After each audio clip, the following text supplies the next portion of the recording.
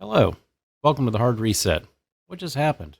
These guys like doing things like back in the day. Maybe our current VP she was responsible for putting more people than, more inner city youth in jail than anybody else.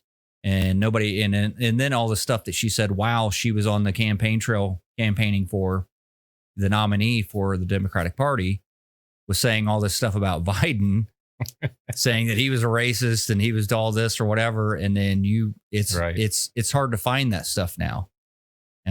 It's hard to find that online now that she's the VP. Then she was, they even like cornered her on it shortly after it happened. Like I'm talking like shortly after it happened. And she was like, oh no, you that's all campaign rhetoric. You took that out of context, or, they'll use these terms like you took that out of context. No. Well, I don't know. How do you misconstrue context when you're screaming, he's a racist? You know what I'm saying? I mean, I and then they'll say, oh, no, that never happened. Just like you said. And you're like, oh, I can show you the video.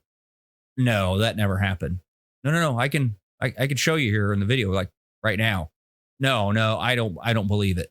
So it's like, they get in their own mind, ego gets involved, and it's, I back one person or I back another person. I'm talking on both sides. I'm not just talking. I'm just using, the current president and the VP as an example, but obviously there's lots of presidents that's done, really dumb things or whatever, and they have them on video or audio or whatever. And then while they're in that position, they'll say I did something dumb. I think about everybody on the face of this planet has probably done something dumb or said something dumb. Well, and I mean, it's not like when me and you grew up, everybody's got a recorder in their pocket. Oh, I know, right? I mean, you realize how many times we probably would have, been in a bad way if we ran for a public office right now. If somebody had a video of us, doing whatever we were doing when we were 15 years old or something. Yeah, we would. Yeah, I would never be an elected official anywhere, ever. Not that I did really anything, again, and it all has to do with, like, I think intent too. Yeah. Like, prime example is like being in the military. Everybody messes. We are probably the least racist organization that you could ever find on the face of the earth, just because we are so close. And I think we talked about this in a previous podcast. Is just you spend so much time with them, like race, creed, color, religion, whatever is no longer a factor. You get more intimate than you get with those people than sometimes people do with their own family members. Meaning, like, you spend more time with those guys, or you develop a bond that's closer than you ever had growing up with your brother, your estranged brother, or like whatever else, sister that you haven't talked to, that maybe have been older and you didn't talk to her or whatever. Right. And so they get super tight. So long story short, we mess with each other all the time. And we probably say things that are inappropriate and like whatnot, and it's the intent. And they'll say that they'll say the same thing back to you. Right. I mean, if it's not malice and if it's not intent to, you're close enough with that person, which you wouldn't say it if you thought it, if you thought if it bothered them. Right. You start to figure each other out. You're so close with each other. You know what bothers them, what doesn't at that point. Yeah. And so you don't go there, but at least in the infantry, if you didn't have thick skin, man, it was a bad day for you. They would exploit your weakness. If they saw you getting cringy about something, oh God, it was on like Donkey Kong. They would ride you like a Shetland pony to the ground with that information, that said information. And everybody's got their Achilles heel that, something bothers them or whatever. They want to talk about something, whatever. Everybody had it. Just don't let anybody else find out about it, because then it would be bad for you. Right. But yeah, so I mean, everybody makes this. I think it all has to do with, again, the circumstances involved and what your intent was behind it. Right. Because everybody says, off key things, right? It's just human nature, I think. Yeah. So. Well, yeah. Like back to the current VP, or as Biden likes to call her, the president. Yeah. How do you do that? I don't get that part, but oh well. Anyway, so I saw she was on like this radio show, and I think it was before she got elected, or maybe it was after, during all this stuff was going on. But she was talking about, oh yeah, she remembers being in college, and she was smoking some weed or something like that. Possibly, you might want to look that one up. I might be making that up. Yeah, but she was listening to, I don't know, like Snoop Dogg or some rap group. that was her whole thing. She wanted to pretend that she was that race and in that crowd listening to some rapper that wasn't even around yet. Didn't even, probably was still in diapers or something, No. But she's trying to be all cool and saying smoking weed. And saying she hung out with Drake or something in 1993 or something. Right. Or whoever. You're just flat out lying right now. And you're not fooling anybody. Yeah. Virtue signaling or whatever they call it. Yeah. I don't understand why she does that. I mean, I got a few good ideas, but they're just my opinions. So I'll leave it at that. I mean, that there's this word pandering that they gets thrown around, and it's true. I mean, it's definitely a politician thing. Well, it's a leader thing in general. They just, especially elected officials of any type, you will literally see, go look at your hometown mayor and say he's campaigning or whatever to be reelected as the local mayor. You'll see him go around to these in order to get his votes. He'll go around to these different organizations, right?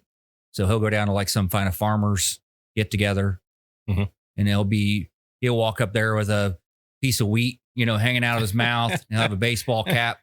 You can't do that. I mean, you can't. You know what I'm saying? I'll kick back, and he'll be talking with a little bit more of like a southern drawl, or or maybe talk down. I wouldn't say talk down to him, but he'll talk more country, right?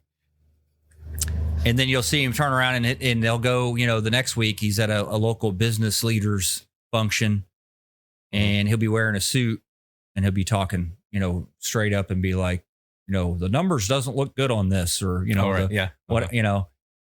you'll see them because they're pandering to whatever group that they're talking to. Politicians are politicians, whether it's a local level or, all the way up to the presidency. There's a certain level where you get to, and you should probably, one, be good at your job to where you're not doing that. You don't have to do that, which again, I don't mean to be picking on President Harris, but she is horrible. She'll go to another country and pretend to be from that country. It's just like, why are you doing that?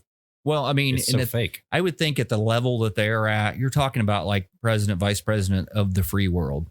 Yeah. You shouldn't have to pander. No, you shouldn't. You should be honestly, like whatever you're going to, you should be knowledgeable about. Yes, you should. Said honest and competent or whatever. Yeah. And just be yourself. So, if whatever the leader is, like he's going to talk to the farmers, he's the same guy. If you videotape it, he's the same guy talking to the farmers. He dresses the same and like whatever as the local business leaders. He talks the same, whatever, but he's more engaged with issues that involve farmers because he's knowledgeable and he's done his homework prior to going. And so they elect him not because he's one of them, but that he understands that they're, their problems. That's what you want in a leader. Somebody that understands their problems, going to do something about it. Right. So, I don't want somebody to pretend to be something and not have a clue about it. Yeah. I'd rather have somebody want to understand it and take the time to learn about it.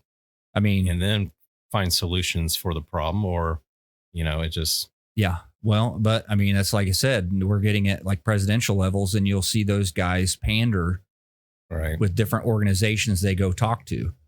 Right. I mean, it's one thing to be like, say I'm Biden and I'm going to talk to, talking to some veterans. That's a good one. Oh, is they'll go talk to veterans. It's one thing to go up there and say, hey, you know what? I remember my uncle's, coming back from World War II or whatever. And I know he had some real issues with, readjusting to society. Yeah. That's one thing. Another thing is when you go up there and be like, I remember my time in the Corps, and they're like, hey, you never served in the Marine Corps. Not to say that he ever did that, but he's done some weird things like that. But I mean, he's done some weird things like that, or been like, I can, I empathize with your, or I sympathize with your, the problems you had in Vietnam or whatever. No, you don't. I mean, like, it's one thing to, you just got to be, again, people have a hard time being honest with themselves of certain things. There's plenty of things that I don't know, or that I've never done. And so I'm not going to go and talk to those people that have done it and be like, I know what you're going through. I'm one of you. Because I don't. Right. I would be more along the lines of being like, I understand you have these problems. Let's try to fix these problems, or get them engaged. Everybody loves being engaged. Oh, yeah. So if you have problems and you're part of a veterans group, go up and I'd be like, hey, let's get a group of about, 5 of you guys that are representatives for the rest of them. Come and tell me what your problems are that you're having with veterans organizations or whatever. Yeah. Let's do a committee or let's do like whatever. And then let's sort through those things. Don't be like, I know where you're coming from. I know what you need. We don't need that, right? Because obviously he's never been a veteran or he's never been like whatever it may be. I mean, again, you could be a great businessman and know everything there is to know about business, but you know nothing about being a farmer in Iowa that, is, living off of government subsidies or whatever to keep his farm going. Mm-hmm. So that's just my 2 cents on the whole deal. But there's definitely pandering, and sometimes it's kind of absurd. But then again, a lot of the political stuff here has been absurd. Oh yeah.